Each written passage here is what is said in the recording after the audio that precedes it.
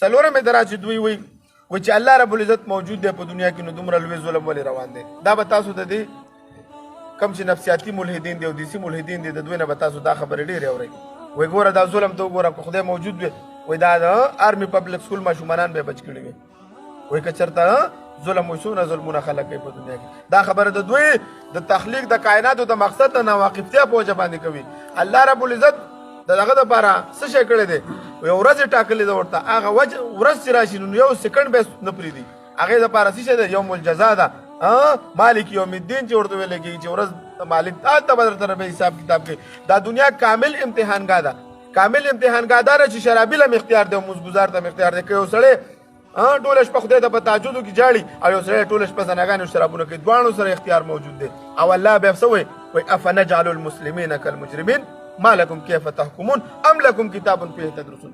الله په تاسو څه شوي دي افنجعل المسلمین کالمجرمین زه به دا مجرمان او مؤمنان ما لکم کیف تحکمون. هغه استاد غوسه شاګرد ته مړ پاسه ته لا اوس پاسې داسې فیصلې کوي ما لکم کیف تحکمون ام لکم کتاب فیه تدرسون. کوم کتاب کې هم دا لیکلي دا خبره د دوی غلطه رجیره برځي مثال دا ظلم دی منی کی ظلم به منی کوي کو ظلم منی کول راشي ولو یواخذ الله الناس بظلم ما ترك عليهم من دابه ولكن يؤخرهم الى اجل مسمى فاذا جاء اجلهم لا يستخرون ساعه ولا يستقدمون. چې نیټه دې پوره شي که چېرته به الله وایي په ظلم زه رانیولو کوم نو ما نه خو به زنده سرم پاتې بیا نه شي بیا خو به د امتحان مقصد ختم شي.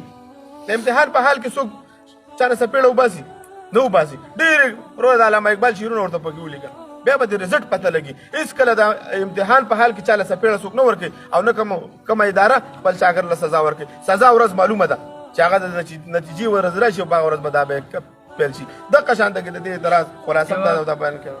جواب نو دا اعتراض د تخلیق کائناتو د مقصد نه ناواقفتیا په وجه کړی دی ځکه د کائناتو د پیدا کېدو مقصد د مخلوقاتو ازمایش او امتحان دی او د الله تعالی عبادت کول دي چې څوک نیک اعمال کوي او څوک بد اعمال کوي د جزا او سزا بدله په آخرت کې ورکوي.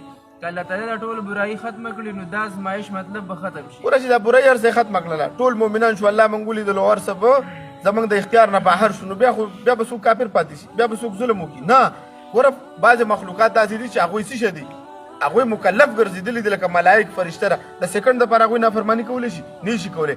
بعضې مخلوقات داسې چې موږ انسانانو او جناتو له مکمل اختیار ورکړی خپله خوښه دی چې څه په خپله خوښه باندې څه کې هغه کوه حساب کتاب به در سره کوو. په دې اعتراض باندې پوه شئ. پنځم اعتراض راځي